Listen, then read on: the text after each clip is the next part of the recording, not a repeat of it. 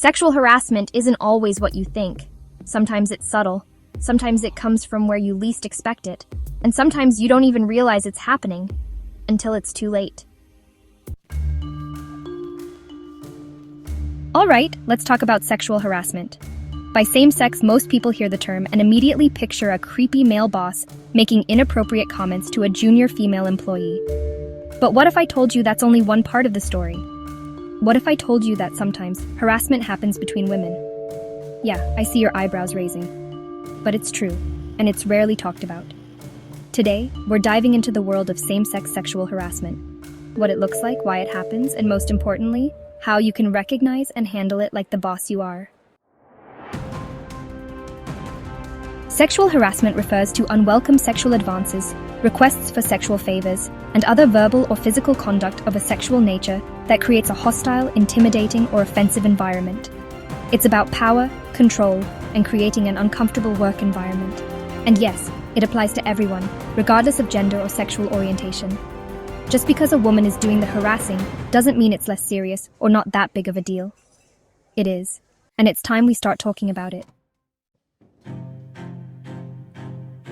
Studies show that same-sex sexual harassment happens across all industries, from corporate offices to hospitals to retail stores. It can be physical, verbal, or psychological. And trust me, it's not always easy to spot. Some women assume they're safe from this because they work with other women. But plot twist, it happens. And when it does, it's often dismissed, ignored, or awkwardly laughed off. Let's fix that. Direct harassment is easier to recognize.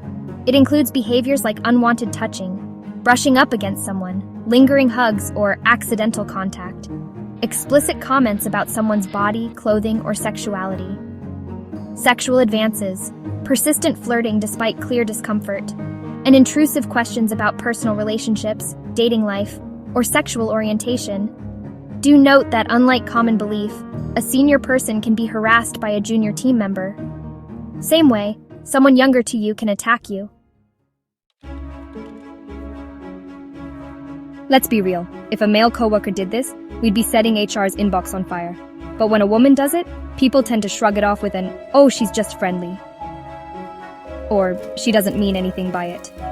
Meaning well doesn't erase discomfort. If it makes you uncomfortable, it's not okay. Here's where things get tricky. Some behaviors seem harmless, but when they create discomfort, they still count as harassment. Examples include sexualized jokes or comments. "If I were into women, I'd totally date you. You've got such a hot body, no wonder men and women stare." Overly personal attention. Excessive compliments that feel too intimate. Always finding an excuse to be physically close. Subtle power play. A senior woman making inappropriate remarks but hiding behind authority. A coworker making flirtatious comments but dismissing concerns with, "Oh, don't be so serious."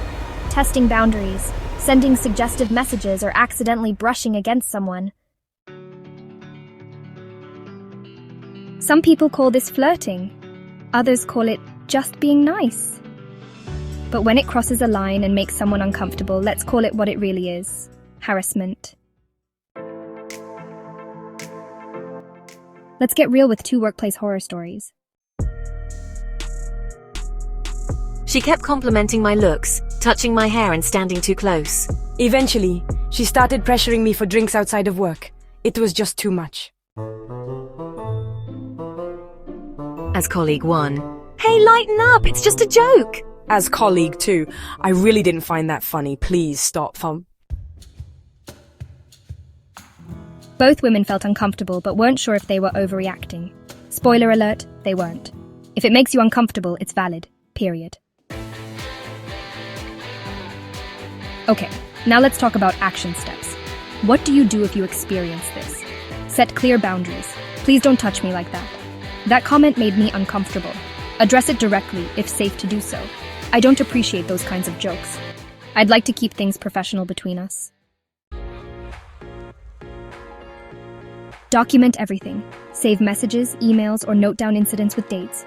Report it if needed. Speak to HR or a trusted authority figure. And if someone calls you too sensitive for speaking up, guess what? Being comfortable at work is not a privilege. It's a right. Let's clear up some myths. It's not harassment if she's joking.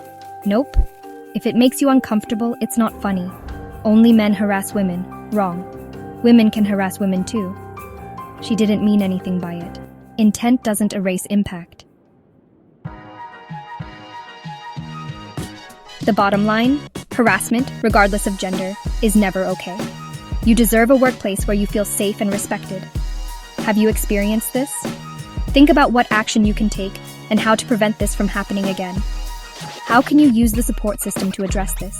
And if this video helped you, let's take it to more ladies. You have any suggestions, inputs, feedback, do share them. Now trash the cliché. Like, share, subscribe. Only if you really liked this video. Together, we create safer workplaces for all women. You are not alone. Speak up. Stay empowered.